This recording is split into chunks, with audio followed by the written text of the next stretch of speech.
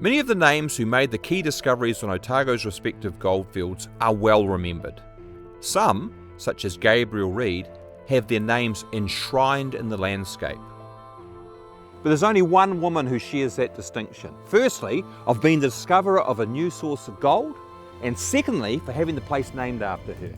She was Helen Munro, and that place was Munro's Gully, here at the Tuapeka. Helen was a Highlander, born in Sutherlandshire, Scotland as Helen MacLeod in 1826.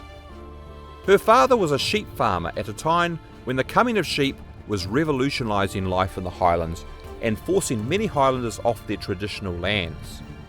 Then, in 1856, she married a local shepherd, George Munro. Almost immediately, like many young people from that turbulent period in the Highland region, the newly married couple set sail for New Zealand, where George had a job offer to work on one of the new sheep runs being established in Otago.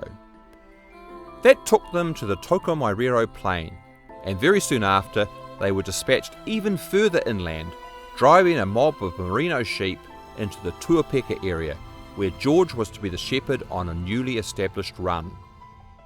It was an extremely isolated environment, far from the nearest settlement, and Helen often suffered from intense loneliness. On one occasion, she thought she saw a female visitor approaching through the scrub and went inside excitedly to prepare for this visitor. Imagine her disappointment when she went back outside and realised that the female visitor was in fact the white face of a cow. She went inside and wept bitterly. In May 1861, however, the isolated Munro cottage did receive a visitor, the Tasmanian prospector Gabriel Reid. With customary Highland hospitality, Helen put Reid up for the night and was fascinated to hear about his search for gold, though dubious about his chances of finding any in Tuapeka. Next day, Reid made his famous gold strike in a nearby gully and returned in triumph to present his hostess with a sample of the precious metal. Suitably impressed, Helen decided to go looking for some gold herself. Armed with just a tin dish and a butcher's knife, she quickly found payable gold and caused a second rush to what became known as Munro's Gully. Of course, that put paid to George's job as a shepherd.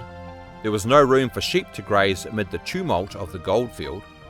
But the Munros remained in residence at the foot of the gully, and George turned his hand to a range of other occupations.